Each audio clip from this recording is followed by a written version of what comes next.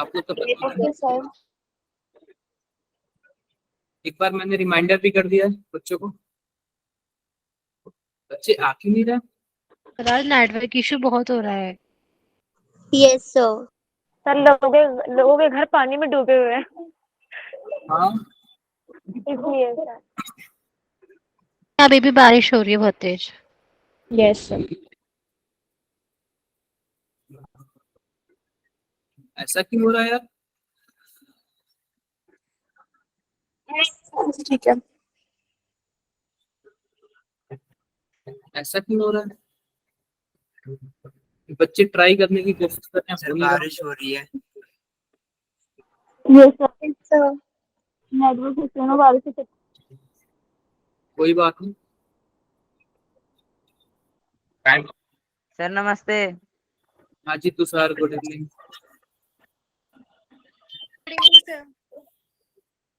हाँ सर, अभी बहुत ज्वाइन नहीं हुआ। आओ सभी। सर मेरी वॉइस आ रही है?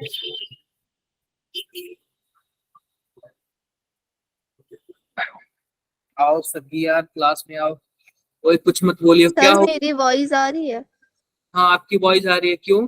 कहीं भेजना है? सर बारिश हो रही है ना, इसलिए मैं वो कर रही थी, कहीं मैं आंसर तो फिर पता ना चले। सर बहुत मस्त मौसम हो रहा है आज। कोई बात नहीं, अभी आप लोग डूबे नहीं हो ना? बच्चे कार के पार्टी के लिए अच्छा मौसम हो रहा है। क्या यार? बहुत ये ठंडा मौसम है। सर हल्की हो रही है बूंदाबांदी सी बस। सियार नाम से कौन है? ये व्हाट्सएप में आप लोग देख रहे हो क्या? सियार। सर वो चेष्टा है। मतलब सीआर ही ज्वाइन नहीं हो रहा है। सीआर का मतलब जानते हो? जो मॉनिटर होता है उन्हीं को सीआर बोलते हैं हम लोग ग्रेजुएशन में। सर फुल फॉर्म क्या होती है इसकी? Class representative. रिप्रेजेंटेटिव। अरे क्लास रिप्रेजेंटेटिव ज्वाइन नहीं कर पा रही है, बाकी लोग का तो यार प्रॉब्लम समझ सकता हूँ। सर कौन है क्लास रिप्रेजेंटेटिव? पता नहीं, अपने आप को तो यही लिखी है सीआर। Okay sir. क्या पता उनका नाम हो सी से चेस्टा, आर से सरनेम।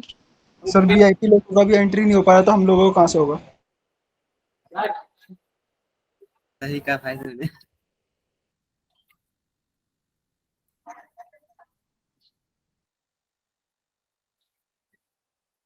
वेट करते हैं यार, अभी तक बच्चे यार पता नहीं क्या हो गए। क्या सभी कोई ज्वाइन? चेष्टा यस सर सीआर आ गई। सीआर आ गई, कोई बात नहीं। चेष्टा आप ही सीआर हो, अच्छी बात है। चलो यस ठीक सर है, चेष्टा ही है। मैं स्टार्ट करता हूँ क्लासेस। मैं स्टार्ट करता हूँ।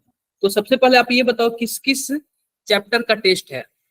Chemical kinetics DNA block elements. बिल्कुल। एक बार आप लोग बताओ, स्क्रीन दिख रहा है कि नहीं दिख रहा है? सर दिख रही है। यस, हो रही है। बिल्कुल बिल्कुल। तो सभी कोई फ्री माइंड से एकदम होना, मतलब किसी को ऐसा तो नहीं ना हाँ ज्यादा हो रहा है, ऊपर हो रहा है, ऐसे कुछ? No sir. बिल्कुल फिर तो हमारा जो टेस्ट है ना इस बार, वह क्या है? केमिकल काइनेटिक्स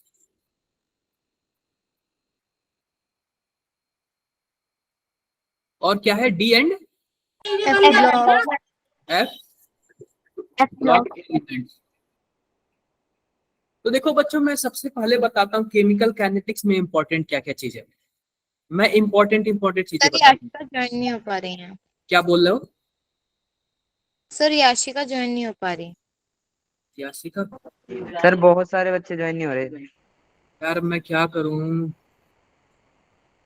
सर ऐसी बायो में भी नहीं ज्वाइन हो पा रही। ऐसे बायो में भी हो रहा था क्या? यस सर, उसमें तो 49 से अबव गया ही नहीं था। सर शिवा को बाहर निकाल के फेंक दिया था गूगल मीट में। क्या हो गया? मैं किसी को बाहर निकाल दूं क्या? शायद फिर ज्वाइन हो जाए। बाहर? किसको बाहर निकालूं? सर किसको निकालोगे? किसको निकालूं आप बताओ? सर तुषार को निकाल दो। अरे मजाक सर कर वो रहा हूं। वैसे भी जाने वाला है। कोई बात नहीं, कोई आओ, वो हम लोग क्लासेस करते हैं, ठीक है? हम लोग क्लासेस करते हैं। अब सबसे पहली बात ये देखो, केमिकल काइनेटिक्स में इंपॉर्टेंट चीज क्या है? सबसे पहले हम लोग को रेट लॉ लिखना आना चाहिए। क्या होना चाहिए? रेट लॉ लिखना आना चाहिए। अब देखो बच्चों, रेट लॉ होता क्या है? मान लेते हैं कोई भी हमारे पास इक्वेशन है, जस्ट मिनट यार,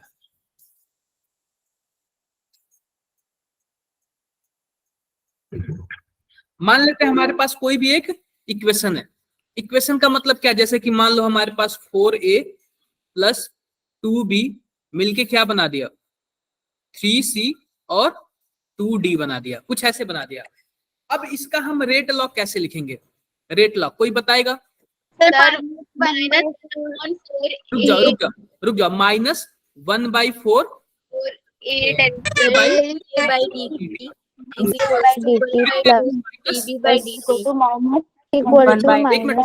इक्वल टू, मैं सबको इक्वल लेके चल रहा हूँ रेट, -1/2 ये बाई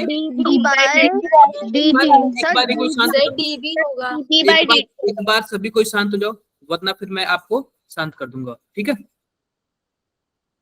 मैं लिखता हूं dB/dt इक्वल टू, अब आते हैं, मैंने माइनस इसलिए लिखा क्योंकि यह रिएक्टेंट के साइड है, और रिएक्टेंट के साइड जाहिर सी बात है डिसअपीयर होगा तो माइनस होगा। ऐसे ही अब प्रोडक्ट के साइड आते हैं तो यह अपीयर होगा, यानी फॉर्म होगा तो यह पॉजिटिव आएगा तो कुछ ऐसे होगा 1/3 dC/dt, और ऐसे कुछ आएगा प्लस में, अब आएगा इक्वल टू, प्लस में आएगा, ये भी प्लस में, ये 1/2 dd/dt, ऐसे कुछ आ जाएगा। और इसी बेसिस पे आपको कम से कम 1-2 क्वेश्चन देखने को मिल जाएंगे, सर जेई में ऐसे क्वेश्चन आते हैं?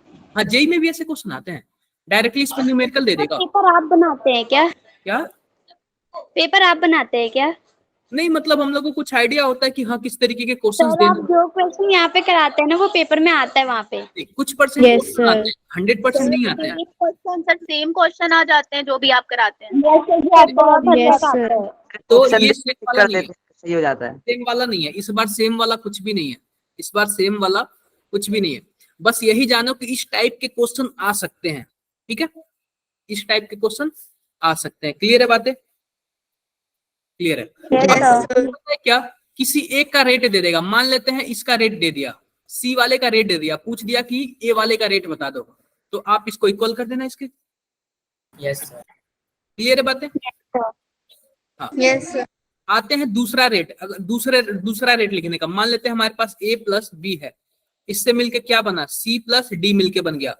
तो रेट लिखने का एक और तरीका है, कैसे लिखेंगे, k under root concentration of a और कंसेंट्रेशन ऑफ b, और एक पावर x बाय के ऊपर y। X और Y. अब जो x होता है आपको पता है ये क्या होता है, स्टोइकियोमेट्रिक कोएफिशिएंट।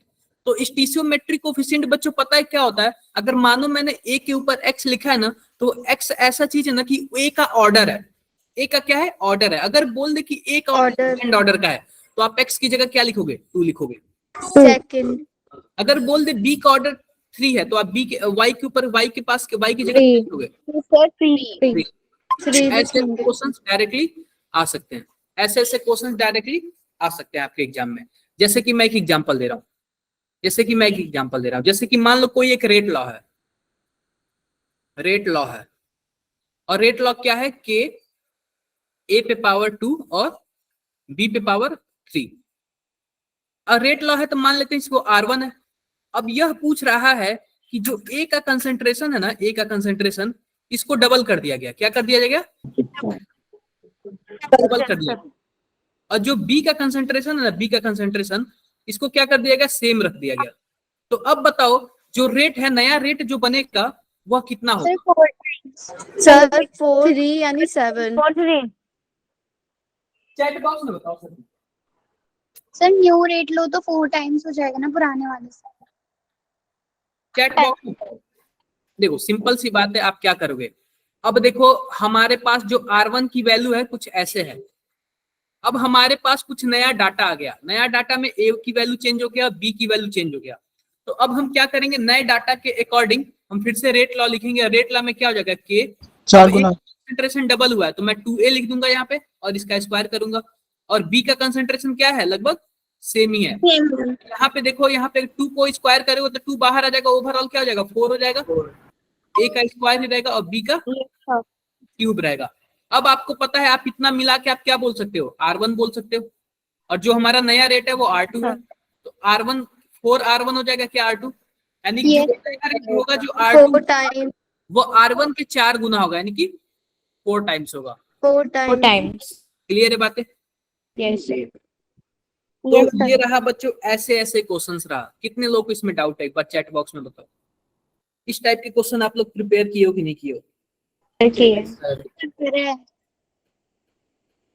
इस टाइप के क्वेश्चंस आप लोग प्रिपेयर किए हो कि नहीं किए? सर मतलब ज्यादा काइनेटिक्स से आएंगे डीएनएफ से? दोनों में से आएंगे, मुझे लग रहा है 50-50 का चांसेस है, या फिर काइनेटिक के 10 के आसपास और डी एंड एफ के 5 के आसपास। ओके क्योंकि रियल में देखा जाए तो काइनेटिक्स के ज्यादा क्वेश्चन पूछे जाते हैं, चाहे जेई हो या फिर नीट हो। डी एंड एफ के कम क्वेश्चन पूछे जाते हैं। यस ठीक है, किसी को डाउट? हाँ जी बताओ, सैली बताओ क्या डाउट है? सर ये R1 कहाँ से आया? अरे भाई रेट है, हम मान लिए हैं। रेट लो में से रेट। मैथमेटिक्स में देखो, ये जो फिजिकल केमिस्ट्री होता है ना, 70-80% मैथमेटिक्स होता है। और मैथमेटिक्स में अगर कोई चीज दिया नहीं होता है ना, तो हम एज्यूम करके चलते हैं, मान लिया, मान लिया, ऐसे हम लोग लेके चलते हैं। ठीक है, किसी और का ज्वाइन नहीं हुआ क्या अभी?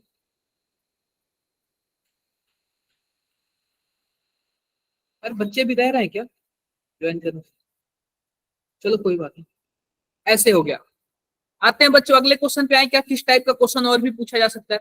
यस यस देखो, तो हमने कई ऑर्डर के रिएक्शन पढ़ लिए, कई ऑर्डर के रिएक्शन पढ़ लिए, यानी कि जीरो ऑर्डर भी पढ़ा, first order, first order second order, first order second second order order, भी पढ़ा। तो बच्चों जो हाफ लाइफ सबसे भी ज्यादा पढ़ा। क्वेश्चन पूछा जाता है ना, वो Half फर्स्ट life। ऑर्डर से पूछा जाता है। सबसे ज्यादा जो क्वेश्चन पूछा जाता है वो फर्स्ट ऑर्डर से पूछा जाता है।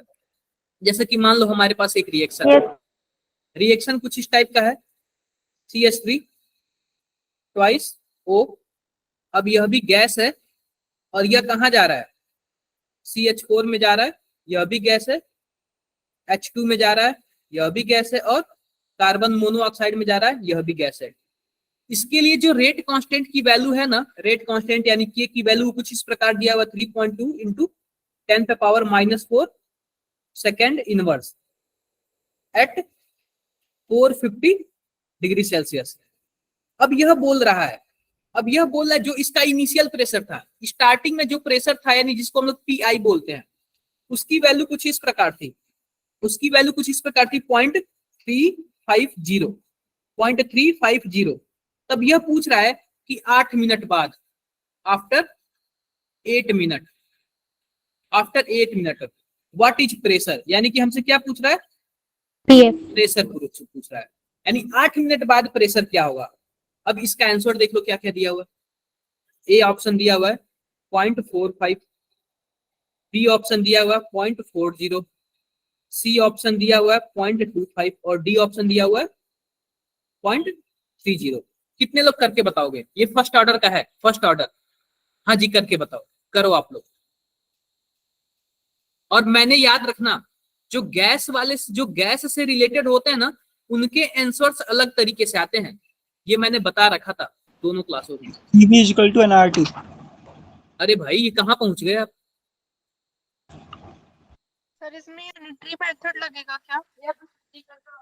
अरे मैंने गैस वाले question, I have just leave the class for few minutes. क्यों शबनम?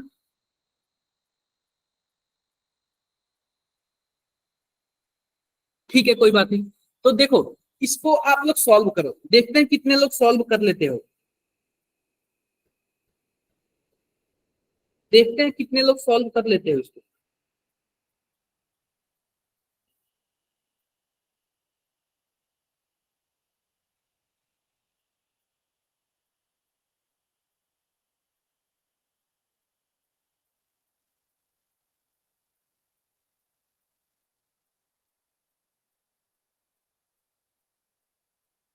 कोई ट्राई कर रहा है क्या?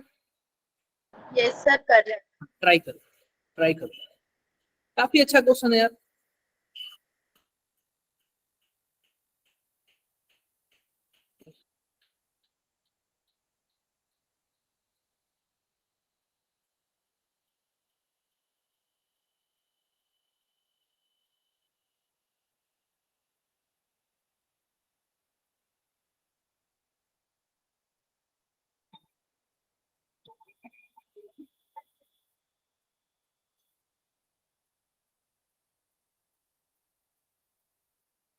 क्वेश्चन में एक और डाटा दिया हुआ है, इसमें दिया हुआ है एंटी लॉग 0.667 इक्वल टू 1.166 दिया हुआ है, ऐसे दिया हुआ है। मैं कितने टाइम वेट करूँ ये बताओ, कितने टाइम में कर दोगे आप लोग? सर ये नहीं हो पा रहा है, इसमें एंटी लॉग वाला सॉल्व नहीं हो पा रहा कोई बात नहीं, सबसे पहले तो हमारे पास जो क्वेश्चन है कुछ इस टाइप का है। मैंने गैस के क्वेश्चन बताए थे, गैस से रिलेटेड जो क्वेश्चन है उसको मैंने सॉल्व कराया था, मुझे खुद याद है। हमारे पास बच्चों क्वेश्चन कुछ इस प्रकार है। सबसे पहले यह देखो इसका इनिशियल प्रेशर क्या होगा, पीआई। जब आप बताओ जब ये इनिशियल में था, जब प्रोडक्ट नहीं बना था, तो जो CH4 है उसका प्रेशर क्या होगा, 0 होगा, H2 का भी 0 होगा और CO का भी 0 होगा, 0 होगा। जब टाइम 0 था, ठीक है। और जब टाइम कुछ टाइम हो गया, मान लेते हैं 8 मिनट हो गया, ठीक है, जो हमारे पास क्वेश्चन है, तो उस टाइम प्रेशर कितना हो गया इसका, PI माइनस एक्स कर लेंगे, बोलो, अरे बोलो भाई। यस सर, क्योंकि एक्स बन जाएगा। CH4 का क्या करेंगे, एक्स करेंगे, करेंगे और एक्स करेंगे। क्लियर है बातें, क्लियर। अब देखो हमें क्या करना है, अब देखो हम क्या लिखते हैं यहाँ पे, टोटल प्रेशर, P टोटल बराबर क्या हो जाएगा। अब सिंपल सी बात है, 8 मिनट पे हमारे पास टोटल कितना प्रेशर है, सबसे पहले PI माइनस एक्स है, यह भी कुछ ना कुछ प्रेशर लगा रहा होगा, फिर एक्स है प्लस एक्स प्लस एक्स और फिर ये भी है, ठीक है। अब देखो हो क्या रहा है इसमें, इससे कैंसल आउट हो जाएगा, हमारे पास टोटल प्रेशर कितना बचा, PI plus 2x plus 2x। Clear है बातें क्या, यस सर क्लियर है। अब हमारे पास एक डाउट आया, डाउट क्या, हमें इनिशियल प्रेशर दिया हुआ है और हमसे कौन सा प्रेशर पूछ रहा है, फाइनल फाइनल, 8 मिनट बाद फाइनल प्रेशर। तो आप बताओ 8 मिनट बाद फाइनल प्रेशर क्या है, यही तो पीटी है ना, यस सर, पीटी है। तो हम क्या कर रहे हैं कि यहाँ पे एक्स की वैल्यू निकाल रहे हैं, एक्स की वैल्यू निकालेंगे तो क्या होगा, PT minus PI divided by 2, PT minus PI divided by 2, हम एक्स की वैल्यू निकाले हैं। क्लियर है बातें, यस सर। अब आओ हम अपना फॉर्मूला लगाते हैं, फर्स्ट ऑर्डर का फॉर्मूला लगाते हैं। जो फर्स्ट ऑर्डर का फॉर्मूला होता है वो क्या होता है, K equal to 2.303 divided by T, उसके बाद आता है लॉग, और लॉग में क्या आता है, PI माइनस, मतलब इनिशियल, और बाद में क्या होता है, बचा हुआ। अब बचा हुआ हमारे पास क्या है, PI माइनस एक्स ही है ना, बोलो सबको क्लियर हो गया, yes sir. PI minus x है। तो अब देखो बच्चों, हम PI माइनस एक्स की वैल्यू निकालते हैं। अरे भाई ये इनिशियल हो गया PI, और बाद में कितना हुआ, बचा हुआ PI माइनस एक्स है, यह तो बचा ही हुआ होता ना PI माइनस एक्स। अब देखो हम PI माइनस एक्स की वैल्यू निकालते हैं, तो PI माइनस एक्स बराबर क्या हुआ, हम लिखते हैं यहाँ पे PI और x की जगह क्या लिख देते हैं, PT minus PI divided by 2। अब इसके बाद हम क्या लिखेंगे, 2PI minus PT plus PI divided by 2। तो हम क्या लिख सकते हैं, PI minus PT, sorry 3PI minus PT divided by 2। Clear है बातें, यस सर। यहां तक सबको क्लियर है, बोलो यस सर, क्लियर। क्लियर है। तो अब देखो हम क्या लिखते हैं, K की वैल्यू क्या थी, K का वैल्यू क्या दिया हुआ था, किसी ने नोट किया हो तो, 3.2 yes sir, 3.2 into 10 to the power minus 4 second inverse. एक minute, 3.2 2 into 10 to the power minus 4 second inverse. Minus 4। अब डिवाइडेड बाई हम 8 लिख देंगे, क्योंकि टाइम का वैल्यू हमारे 8 दिया हुआ है। सॉरी मैंने क्या कर दिया, कुछ ऐसे करना चाहिए, 3.2 इंटू 10 पे power minus 4 equal to 2.303 divided by T. उसके बाद आता है लॉग। अब लॉग में हमारे पास क्या है, PI है, और नीचे PI माइनस एक्स की वैल्यू क्या आई है, 3PI minus PT by 2, 3PI minus PT by 2। कुछ ऐसे आया है, बोलो ऐसे ही आया। अब हम क्या करेंगे कि थोड़ा सा कैलकुलेशन करेंगे, टी की वैल्यू हम 8 लिख देते हैं, तो क्या होगा हमारे पास 3.2 इंटू 10 पे power minus 4 into 8 divided by 2.303 equal to, उसके बाद आएगा log 2pi divided by 3pi minus pt। Clear है बातें? अब एक बार आप लोग इसको कैलकुलेशन करके बताओ कितना आ रहा है। सर हमने पीटी की जगह पे एक्स क्यों माना था शुरू में? देखो हमें क्या मतलब है, हमें यही मतलब है। देखो सिंपल सी बात है, आप बताओ 8 मिनट बाद कुछ ऐसे इक्वेशन बनेगा पी माइनस एक्स, बोलो। Yes sir. ऐसे बनेगा। तो हमने टोटल वैल्यू कितना निकाल लिया पीटी, और पीटी का वैल्यू क्या आ गया पी प्लस 2x। स्लाइड ऊपर कर दीजिए, पीटी की वैल्यू क्या आ गया, नीचे का दिखा दीजिए। देखो पीटी का वैल्यू क्या हो गया पी प्लस 2x। क्लियर बातें? अब आप लोग बताओ कि हम जब फर्स्ट ऑर्डर का इक्वेशन लिखते हैं तो क्या लिखते हैं, इनिशियल डिवाइडेड बाई बचा हुआ। तो इनिशियल में तो हमारा पी है, और बचा हुआ 8 मिनट बाद कितना है पी माइनस एक्स, यही है ना। यस हम इसमें से x हटाएंगे। x क्यों हटाएंगे, क्योंकि हमारा जो फाइनल वैल्यू लाना है ना, देखो इनिशियल का तो वैल्यू दिया हुआ 0.3 समथिंग दिया हुआ है, और फाइनल, तो हमें जो आंसर लाना है वो फाइनल में लाना है, इसलिए हम x को हटा दिए। x का कोई मतलब ही नहीं है यहाँ पे, तो हमने x को एलिमिनेट कर दिया ताकि फाइनल हमारा पीटी बचे और हमें पीटी ही निकालना है और कुछ नहीं निकालना है। क्लियर हो गया क्या? सर हमने 8 सेकंड बाद PT minus x pi minus x इसलिए लिया था क्योंकि एक्स की जो वो है हमने वो मानी थी कि जो बाद में प्रोडक्ट आया है वो सबकी वो है एक्स, जीरो की जगह पे हमने एक्स पुट किया था। वो एक्स देखो, बना सिंपल है सी कुछ बात है। टाइम बाद। सिंपल सी बात है, जब डब्बे में स्टार्टिंग में कोई प्रोडक्ट नहीं बना था तो केवल इनिशियल कंसर्न, इनिशियल प्रेशर था। जब जाहिर सी बात है प्रेशर बनने लगेगा, यानी कि प्रोडक्ट बनने लगेगा, तो उसका भी कुछ प्रेशर होगा। अरे जब इनिशियल टूट जाएगा, मान लेते इनिशियल पहले 10 किलो था तो प्रेशर 5 किलो लगा रहा था, और जब इनिशियल टूट के 8 किलो हो जाएगा तो प्रेशर भी तो कम लगाएगा ना, बोलो।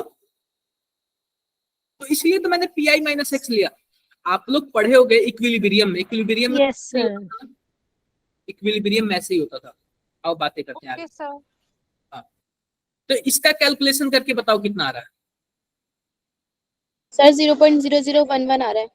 मैं खुद कर रहा हूँ, 1 मिनट रुक जाओ आप लोग। सर जब कोई चीज की वेट बढ़ता है तो वो प्रेशर कम लगाता है। अरे जब उसका अमाउंट कम होगा तो प्रेशर भी तो कम होगा ना, बोलो। जब अमाउंट कम होगा तो प्रेशर भी तो कम होगा ना। Yes sir.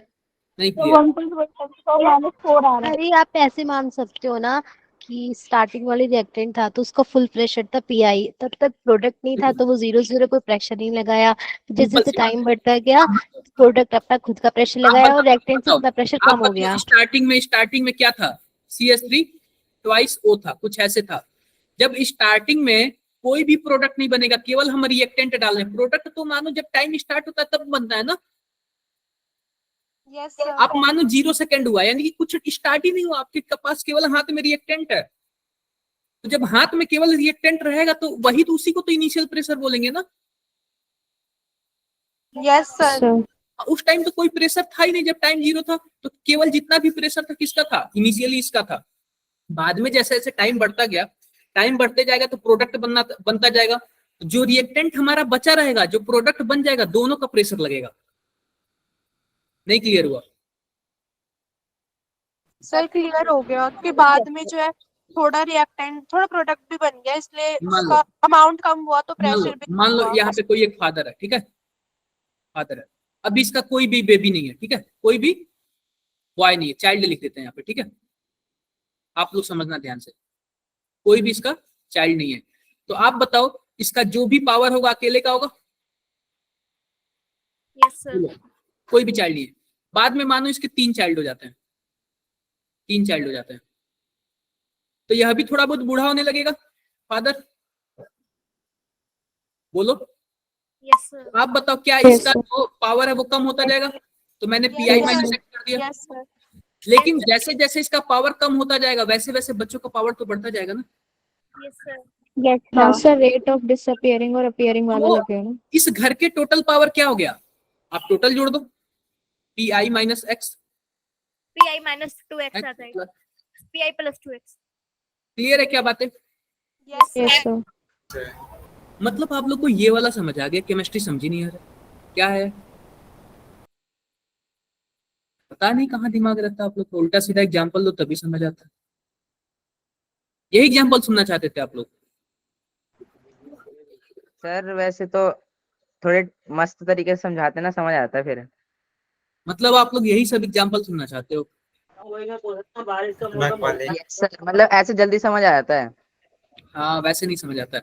तो आप लोग इसका कैलकुलेशन करो। हम सबसे पहले क्या कर रहे हैं, इसको सेकंड में कन्वर्ट कर ले रहे हैं। सेकंड में कन्वर्ट करनी है, 8 इंटू 60 कर देंगे तो मिनट था वो सेकंड में हो गया।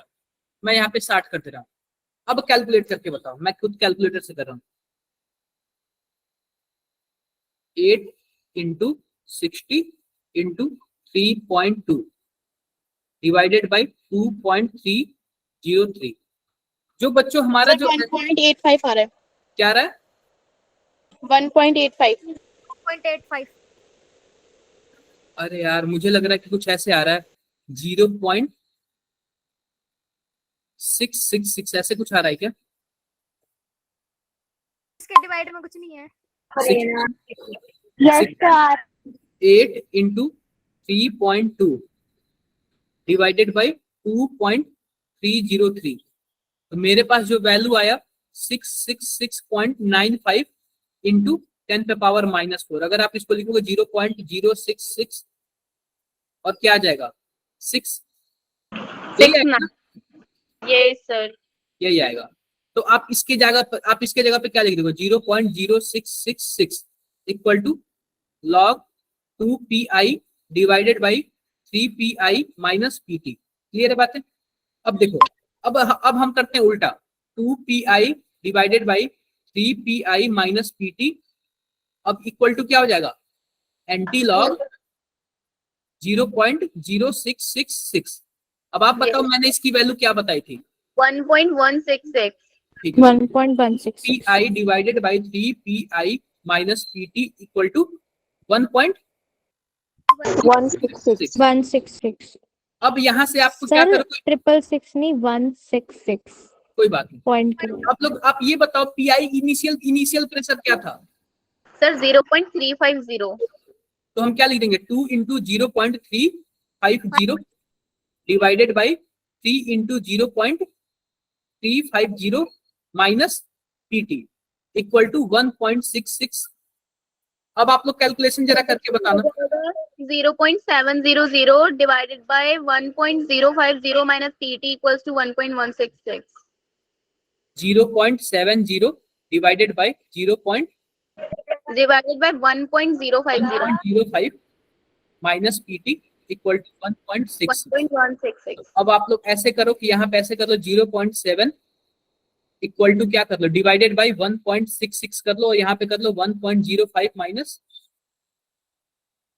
पीटी। क्लियर है बातें? बोलो भाई। यस फिर सर। आप लोग इसको कैलकुलेशन करके बताना कितना आ रहा है। सर यहाँ पे जहाँ पे आपने 1.66 लिखा है वहाँ पे 1.166 आया है। 1.166 166। ऐसे है? डिवाइड करने से यस सर, एंटी लॉग की वैल्यू सर आपने ये लिखवाई थी। कोई बात नहीं, हाँ ठीक है, कोई बात नहीं। अब बताओ कैसे आ रहा है वैल्यू, कितना आ रहा है? 0.6 आ रहा है। इसको आप लोग इसको करोगे तो कितना आ रहा है? 0.60।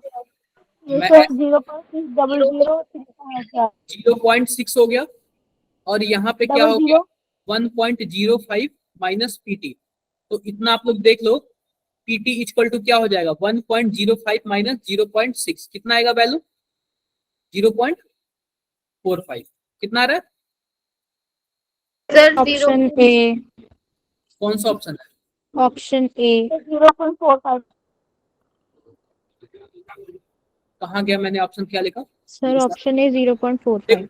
ये कोई टफ नहीं है, ये कोई टफ नहीं है, लेकिन अगर आप लोग प्रोसेस से करो ना, आपको प्रोसेस पता हो ना, तो कोई टफ नहीं है। लंबा है जरूर लेकिन टफ नहीं है। ऐसे लंबे लंबे क्वेश्चंस जेई में अक्सर आते हैं, जेई में। नीट सर में ये एनसीईआरटी का एग्जाम्पल भी ऐसे ही है।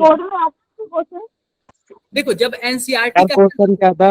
आप कुछ सर नहीं ये बोल, क्वेश्चन ना सुबह क्या था, एनसीईआरटी का एग्जाम्पल भी सेम ऐसे ही था। सेम ऐसे ही था या फिर ऐसे ही यही है? सर यही है शायद। यही है। तो देखो, क्वेश्चन क्या था सर? अरे आप क्वेश्चन भी नहीं पता? अभी क्लास ज्वाइन की है ना। तो ठीक है, फिर आप लेट हो गए तो फिर इसमें किसी की गलती नहीं है, आप रिकॉर्डेड देख लेना। तो सिंपल सी बात मैं ये बताता हूँ ना, अगर एनसीईआरटी का है ना तो जेई और नीट दोनों में भी पूछ सकता है, ठीक है, जेई और नीट दोनों में भी पूछ सकता है। अगर एनसीईआरटी का नहीं होता तब मानते कि हाँ नीट में कम चांसेस है, जेई में ज्यादा चांसेस है। क्लियर है बातें? सर जो आपने Yes, sir. नीचे वो करा था एलसीएम वाला, एक बार वो दिखाना।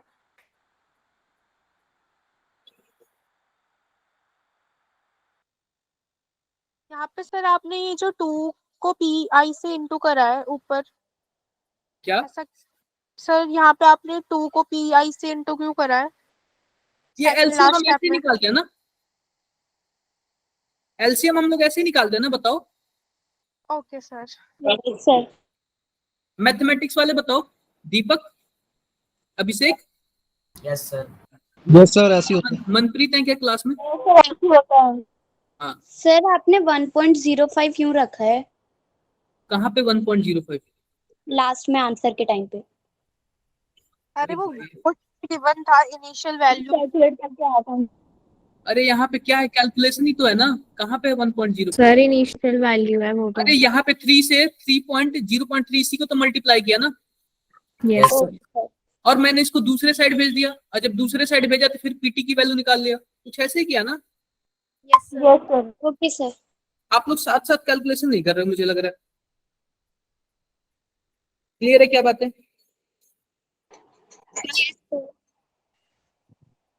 मैं रिकॉर्डिंग लेक्चर देखो, तो आप लोग यार साथ साथ देखा करो, ऐसी कोई बात नहीं है कि मतलब प्रॉब्लम हो जाएगी, ठीक है। तो अभी 1 मिनट रुको आप लोग, जस्ट 1 मिनट बच्चों, कुछ और भी क्वेश्चंस देख लो जो कि टफ लेवल का हो, जो कि थोड़ा सा टफ लेवल का हो।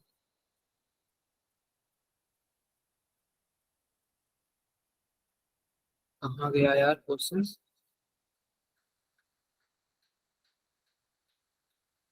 एक्टिवेशन एनर्जी से क्वेश्चन पूछ सकता है। तो आप लोग ये बताओ, आर्हीनियस इक्वेशन क्या होता है, ये बताओ आप लोग। Arrhenius equation sir K is equals to K equal to A minus EA by RT minus और EA by RT minus EA by RT। E पे power EA by RT। Sir क्या यहाँ पे बाय माइनस होता था? तो minus होता है। इस पे कई सारे क्वेश्चंस आ सकते हैं, जैसे कि मानो अगर कंपेयर करने के लिए आ जाए तो एक फॉर्मूला होता है log K2 by K1 equal to 2.303 EA by divided by under root बोला कोष्टक में 1 by T2 minus T1 T1 by T2, 1 by T1 minus T2। इसलिए क्योंकि अगर ऊपर पहले K2 है तो पहले यहाँ पे T1 आएगा, अगर ऊपर K1 रहेगा तो यहाँ पे T2 है, पहले T2 आएगा। यस सर, ये बात हमेशा याद रखना, ये थोड़ा सा याद सर करने का आपने एक बताया तरीका है। था। हाँ, ये याद करने का एक तरीका है। इस पे ग्राफ के भी क्वेश्चन आ सकते हैं और डायरेक्टली भी क्वेश्चन आ सकते हैं। क्लियर है बातें? यस सर yes sir हाँ जी, साफिया बताओ क्या पूछ रहे हो आप? सर जो ग्रुप पे ना मैंने 2 क्वेश्चन भेजे, उसको एक बार देखो क्वेश्चन को। देख लेता हूँ।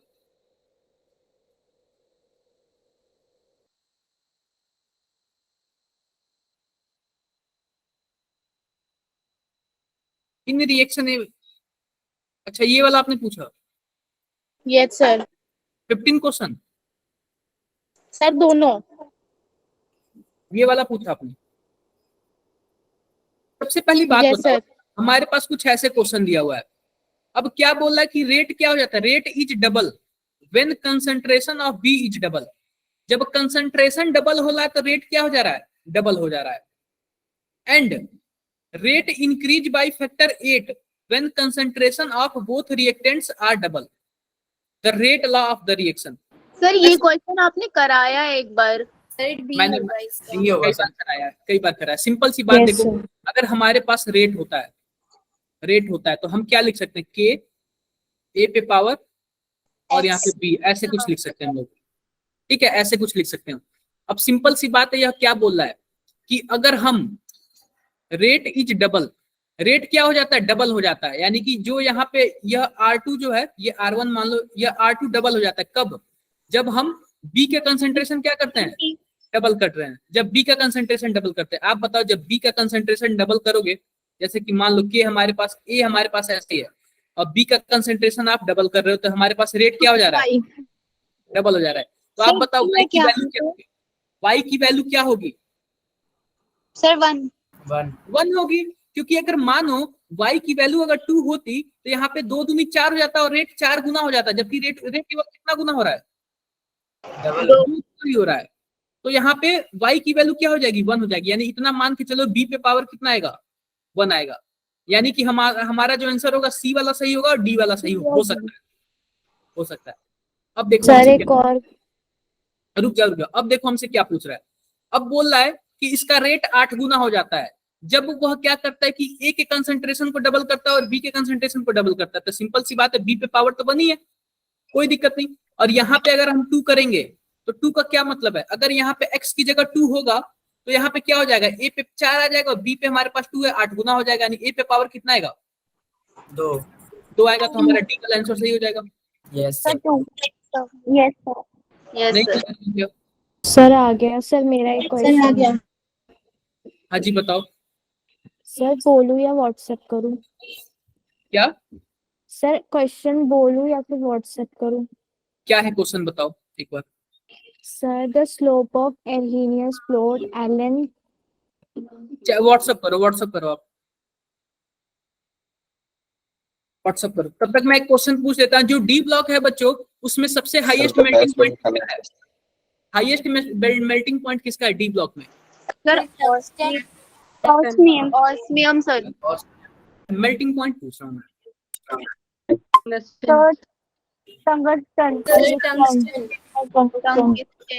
ठीक है, क्लियर है बात? हाईएस्ट ऑक्सीडेशन स्टेट किसका आता है? पर्सनल पे भेज रहे हैं, ग्रुप पे भेज रहे हैं। ऑस्मियम का, ठीक है। मैंगनीज का 7 होता है लेकिन ऑस्मियम का 8 होता है। हाँ जी भेजो यार, व्हाट्सएप पे भेजो। Highest melting point, highest melting point. अरे टंगस्टन W सर टंगस्टन का होता है। Yes sir. सर आप आगे के क्वेश्चन दिखा सर। हाईएस्ट ऑक्सीडेशन स्टेट आप कौन सा सीरीज का बोल रहे हैं? डी और डी ब्लॉक में हाईएस्ट ऑक्सीडेशन स्टेट किसका होता है? ऑस्मियम का होता है, 8 होता है। ठीक है, क्लियर है बातें? यस सर भेज रहा है क्वेश्चन। क्लियर है। एक बार मैं इनका क्वेश्चन बता दूं, ऐसे क्वेश्चंस आ सकते हैं। ठीक है, ओके सर। एक बार रुको, कॉपी कर लूंगा। ये वाले क्वेश्चन है। अब इन्होंने क्या पूछ रखा है इसमें, सिंपल सी बात देखो। हमारे पास मान लो बच्चों का आर्हीनियस इक्वेशन है। आर्हीनियस इक्वेशन क्या होता है? k इक्वल टू ए की पावर EA माइनस RT। अगर बच्चों हम ln लेंगे ना तो यहाँ पे कुछ ऐसे हो जाएगा, ln k equal to ln a minus EA by RT। अब इन्होंने क्या बोला, ln k और 1/t के बीच ग्राफ बना दिया। यहाँ पे हम ln k लिख दे रहे हैं और यहाँ पे 1/t लिख दे रहे हैं। तो बच्चों जो ग्राफ आता है ना, यहाँ से ऐसे आएगा, कुछ ऐसे आएगा। और जो इसका स्लोप होगा वो होगा minus EA by RT। Sir आपने ये NCERT में से भी तो पढ़ाया था। अब ये मुझे नहीं पता, पढ़ाया तो मैं कई चीजें था लेकिन मुझे खुद भूल सर जाता। ये नीट का PYQ 2022। कोई बात नहीं। अब ये बोल रहा है कि first order reaction is slope of Arrhenius. अब इसके स्लोप का वैल्यू दे दिया, तो स्लोप हमारा क्या, माइनस EA बाई R। इसकी वैल्यू क्या दे दिया, 5 × 10⁻³ माइनस में दिया, तो माइनस से माइनस कैंसिल हो जाएगा। अब हमसे क्या पूछ रहा है, the value of EA for reaction. अब देखो यार वैल्यू पूछ रहा है, तो वैल्यू का EA की वैल्यू क्या लिखा लोगे, EA equal to R × 5 × 10⁻³ R की वैल्यू 8.314 × 5 × 10⁻³ और 8.314 है तो जाहिर सी बात है 42 के आसपास आएगा, 42 या 45 के आसपास। Yes sir 40। Yes sir. कितना है, 51 है। Okay sir. 8 का 4 से 5 से मल्टीप्लाई करोगे तो 40 आ जाएगा, वही 40-42 के आसपास आएगा। क्या ही दिक्कत था इसमें, क्लियर है क्या बातें? Yes yes sir. अगर मैं पूछूं, जो बच्चों F ब्लॉक एलिमेंट होते हैं इनका नाम होता है इनर ट्रांजिशन एलिमेंट। क्या नाम होता है? Inner transition element. अगर मैं पूछूं जो इनर ट्रांजिशन एलिमेंट है वह सबसे ज्यादा कौन सा ऑक्सीडेशन स्टेट दिखाते हैं, कौन से नंबर का? सर +4। अरे यार, सर +3। सर चाहे +3। चाहे वह लैंथेनाइट सीरीज हो, चाहे वह एक्टिनाइट सीरीज हो, most common oxidation state is +3। +3। Clear है बातें? Yes sir but Yes, CGM sir. तो +4 होती है। मोस्ट कॉमन में बोला। ये ज्यादातर +3 सब में पाया जाता है। हाँ, +3। अब देखो अगला हमारा क्वेश्चन है, अगर मानो हमारे पास क्या है, लैंथेनियम +3 है, सॉरी +3 है, सीजियम +3 है, तो जैसे ही आप लेफ्ट से राइट जाओगे तो ये बताओ साइज क्या होगा, घटेगा या बढ़ेगा? सर डिक्रीज होगा। इसको हम लोग क्या बोलते हैं, एक नाम से जानते हैं? Lanthanoid contraction. कॉन्ट्रैक्शन। सर पहले कम होता है, फिर बढ़ जाता है। कॉन्ट्रैक्शन, लैंथेनाइट कॉन्ट्रैक्शन बोलते हैं। क्या बोलते हैं? Lanthanoid contraction. क्लियर है क्या बातें? यस क्लियर है। अब देखो क्या होता है, अगर हम बात करें लेफ्ट से राइट अगर जाने में, तो इनका जो बेसिसिटी होता है वो घटता या बढ़ता है? मैंने ये लिखवाया था। सर घटता है, कम होता है। कम होता है। कम होता है। बेसिसिटी क्या होता है? बेसिसिटी सर, कम कम। होता है, कम होता है। ये मैंने लिखवाया था, मुझे याद है। और ऐसे question yes, direct statement based question पूछे जा सकते हैं, डायरेक्ट स्टेटमेंट बेस्ड क्वेश्चन पूछे जा सकते हैं। क्लियर है बात? Yes sir. क्या हो गया sir, can you class because मुझे कहीं जाना है। ओके ठीक है, क्या ही कर सकते हैं हम। यहाँ पे क्या चल रहा है कि एक तरह से मानो क्वेश्चन एंड आंसर का अंताक्षरी चल रहा है। अंताक्षरी आप लोग खेले हो? यस सर, बहुत टाइम। हाँ, मैं क्वेश्चन से पूछता हूँ, आप लोग बता रहे हो, और इसमें आप लोग का माइंड भी मुझे चेक करने को मिल रहा है अच्छा खासा। और आप लोग ये भी है कि कहीं से भी क्वेश्चन पूछ रहे हो, तो अच्छी बात है यार ये कि आप सर लोग। किसी ने ग्रुप पे एक और क्वेश्चन भेजा हुआ है, उसका भी आंसर बता दो एक बार। कोई बात नहीं यार, मैं आंसर बताने के लिए बैठा हूँ। कहाँ पे? मैंने यही तो बताया ना, सौम्या का आंसर। नो सर, वो सौम्या से पहले जिन्होंने भेजा था ना, उन्होंने 2 क्वेश्चन भेजे थे, तो उसका साफी। सेकंड का आंसर नहीं याद आया। The decomposition of phosphine on tungsten at a low pressure is first order reaction. It is because rate proportional to the surface coverage. Rate is inversely proportional to surface coverage. Rate is independent of surface coverage. Rate is very slow. Simple सी बात है। Question क्या है, एक minute रुको।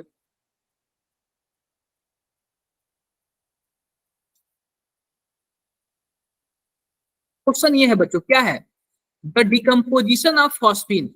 अगर मानो हमारे पास फॉस्फीन है, इसका हम डिकम्पोजिशन पढ़ रहे हैं on tungsten at low pressure is first order reaction. कोई बात नहीं, फर्स्ट ऑर्डर रिएक्शन है। Rate is proportional to the surface coverage. अगर मानो हमारे पास ये PS3 है, तो इसका रेट कैसे डिसाइड करता है? इसके सरफेस से डिसाइड करता है। पहला ऑप्शन यह बोल रहा है। दूसरा ऑप्शन क्या बोल रहा है? Rate is inversely proportional to surface coverage है, इसके इनवर्सली प्रोपोर्शनल है। तीसरा क्या बोला है? जो सरफेस कवरेज है उसके इंडिपेंडेंट है। और चौथा क्या बोला? Rate of decomposition is very slow. Simple सी आप बात बताओ, जब हम लोग रेट लॉ लिखते हैं तो स्लो स्टेप का लिखते हैं, कितने लोग को पता है?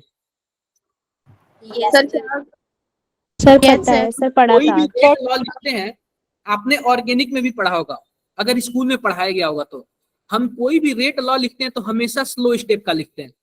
यस सर, फास्ट का नहीं करते। फास्ट का नहीं करते। और मैंने इस पे एक एग्जांपल भी दिया था आपको कि अगर मानो कि आप लोग रेस कर रहे हो, टहलने निकलते हो, तो जो सबसे धीरे चलता है हम लोग उसी का वेट करते हैं लास्ट तक, भले ही से आप आगे पहुंच जाओ क्यों ना।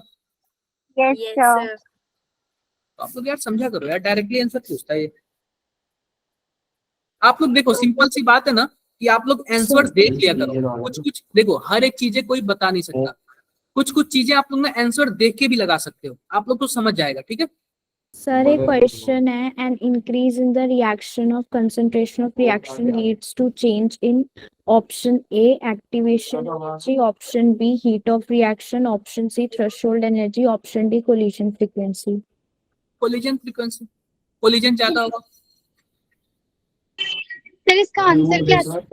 आप ना वो व्हाट्सएप कर, मुझे क्वेश्चन पूरी तरह से पता नहीं चला। सर ये जो आपने सर आप मुझे कह रहे हो? आंसर क्या है? डी वाला। सर ये वाला क्वेश्चन समझ नहीं आया जो स्क्रीन पे है।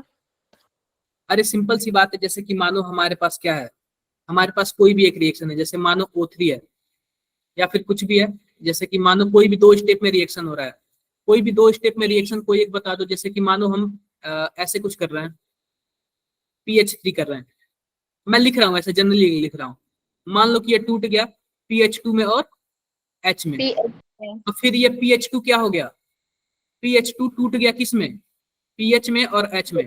तो जो पहला PH3 से PH2 में टूटा ये बहुत ही फास्ट हुआ, क्या हुआ, बहुत ही फास्ट हुआ। और जो दूसरा है, ये दूसरा स्टेप क्या हुआ, स्लो हुआ, स्लो हुआ। तो जो हम सर इसका रेट लिखेंगे ना, तो वो हम क्या लिखेंगे, स्लो वाले स्टेप का लिखेंगे, ठीक है।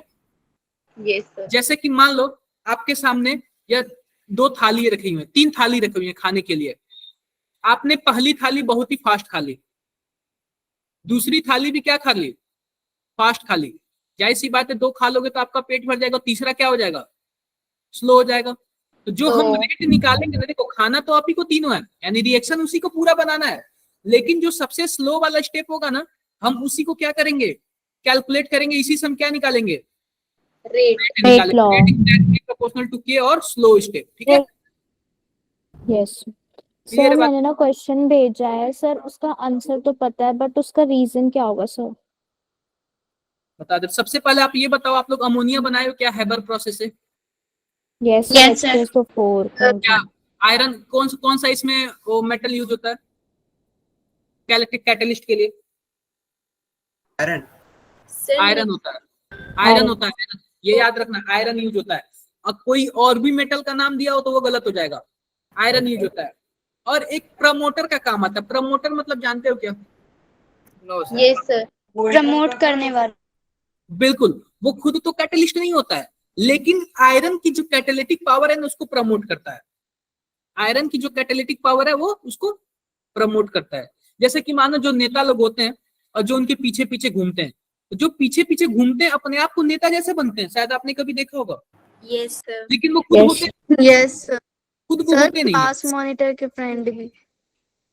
Class monitor, yes sir. ऐसा कुछ सर बिल्कुल सही आंसर दिया इन्होंने। क्लास मॉनिटर के फ्रेंड है, मतलब कुछ भी। सर हमारी क्लास में Yes, तो sir. मॉनिटर ही नहीं है, 22 स्टूडेंट है, सब मैम बोलती है सब अपने आप मॉनिटर बन जाओ, अपने आप के अपने मॉनिटर है। अरे मॉनिटर बनना अच्छा चीज नहीं होता, परेशान कर देते हैं बच्चे। ऐसे Yes, बहुत yes, परेशान sir. करते हैं हाँ, जैसे लगता है कि पूरा नौकर हम ही है, चौक मैम लॉस सर को, उसका मैम को सेलेक्ट करने में दिक्कत हुई थी ना इसलिए। सर रीजन तो बता दो। एक मिनट यार, मैं वही कर रहा हूँ, कॉपी पेस्ट कर रहा हूँ,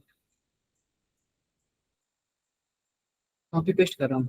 तो देखो इसमें जो आयरन बच्चे जो होता है ना, वह कैटलिस्ट का काम करता है, जो मोलिबेडनम होता है वो किसका काम करता है, प्रमोटर का, ठीक है, प्रमोटर का।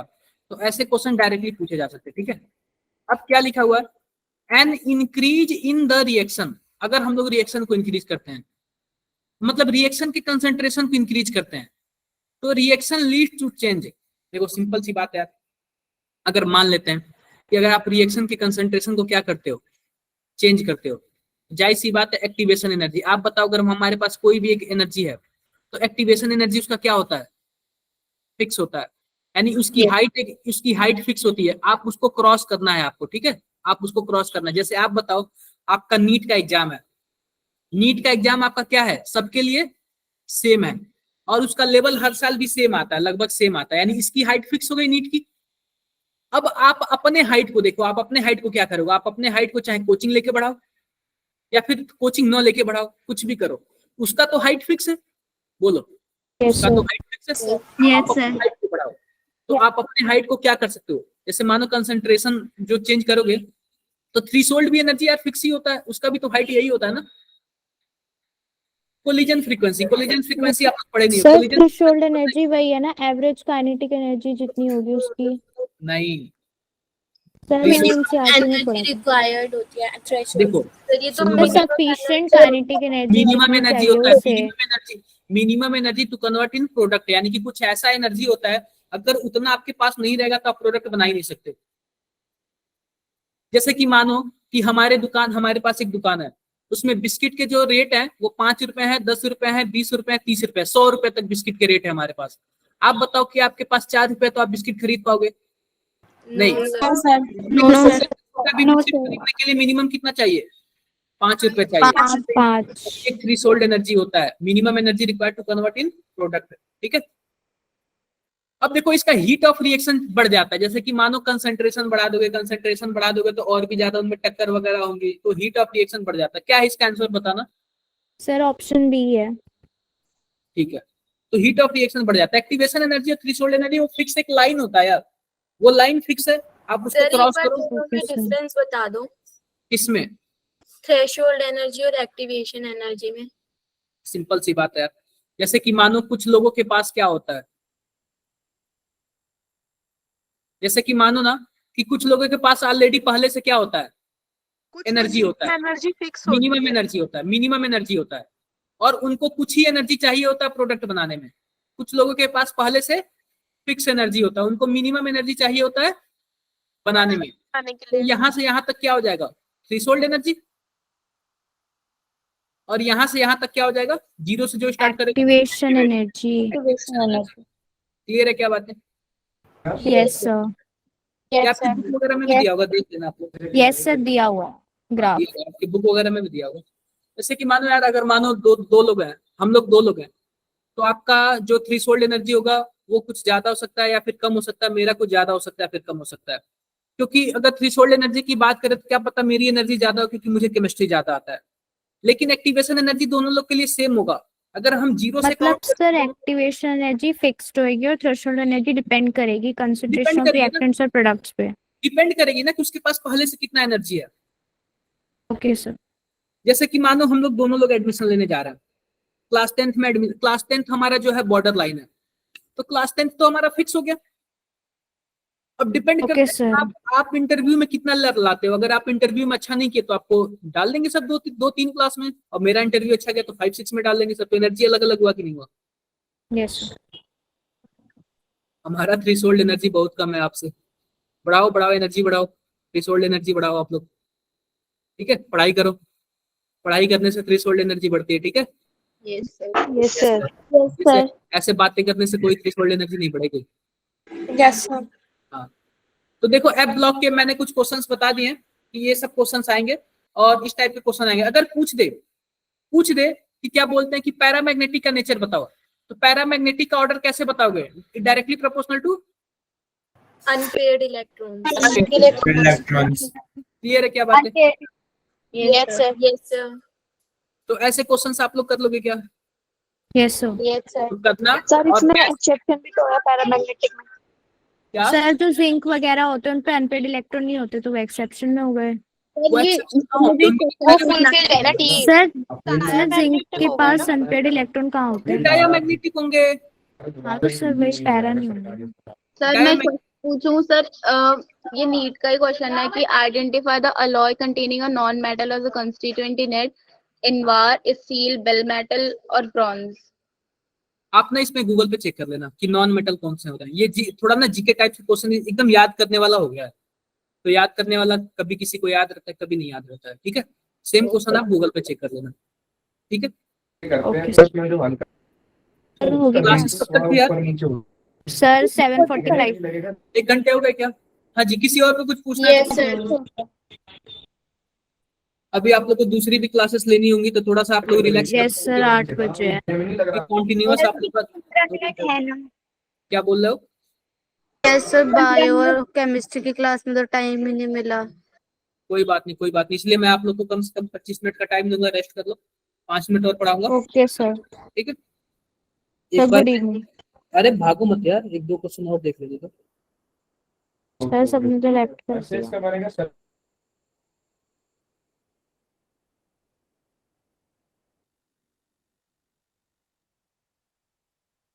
अब ये बताओ, कोई भी ट्रांजिशन मेटल है तो उसका कैटालिटिक पावर कैसे पता चलेगा कि वो कितना अच्छा कैटेलिस्ट है?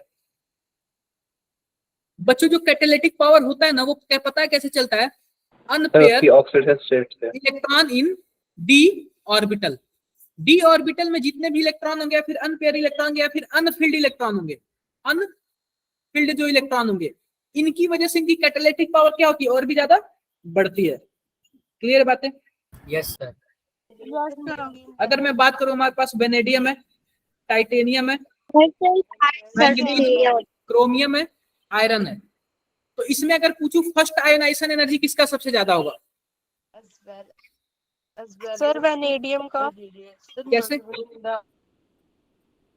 सर क्योंकि उसके पास 100 इलेक्ट्रॉन ज्यादा है। अरे भाई आयोनाइजेशन एनर्जी ना हम लोग ऑर्बिटल को फिक्स देखते हैं, जैसे कि क्रोमियम का देखो ना, इसका डी सर ऑर्बिटल मैंगनीज का पांचों क्या सबसे है? ज्यादा होगा। क्रोमियम में डी ऑर्बिटल इसका पांचों का पांचों भरा हुआ है, और जो फुलफिल होते हैं और जो हाफ फिल होते हैं उनका आयोनाइजेशन एनर्जी ज्यादा होता है, क्योंकि वो पहले से सबसे ज्यादा स्टेबल होते हैं। आपने पढ़ाई नहीं है सर पढ़ा। तो क्रोमियम का होगा, ठीक है। ये सर क्रोमियम। सर भी- मैंगनीज में भी तो D5 है, मतलब हाफ फिल्ड है। क्या? मैंगनीज भी तो हाफ फिल्ड है। देखो मैंगनीज भी क्या है, हाफ फिल्ड है, लेकिन अगर हम बात करें क्रोमियम का तो क्रोमियम एक स्टेबल फॉर्म में होता है, क्योंकि वो अपना खराब कॉन्फ़िगरेशन छोड़ के आता है तब बनता है स्टेबल। आपने Yes. देखा क्रोमियम और कॉपर जो है बहुत ही ज्यादा स्टेबल होते हैं, क्योंकि अपना कॉन्फ़िगरेशन छोड़ के आते हैं, बनाते हैं। और सर जो ये क्रोमियम होता है ये पूरा ही फुल फिल्ड होता है, तो हाफ फिल्ड से ज्यादा फुल फिल्ड स्टेबल होते हैं ना। हाँ तो क्रोमियम और कॉपर, इसलिए तो कॉपर वाला ज्यादा फुलफिल है। क्लियर है बातें? Yes sir. Yes sir. चलें फिर, अटेंडेंस सभी को लिख दो भाई, अटेंडेंस सभी को लिख दो, सर लिख दी। सभी को लिख दो अटेंडेंस। सर लिख बिल्कुल बिल्कुल। सर लीव कर सकते हैं।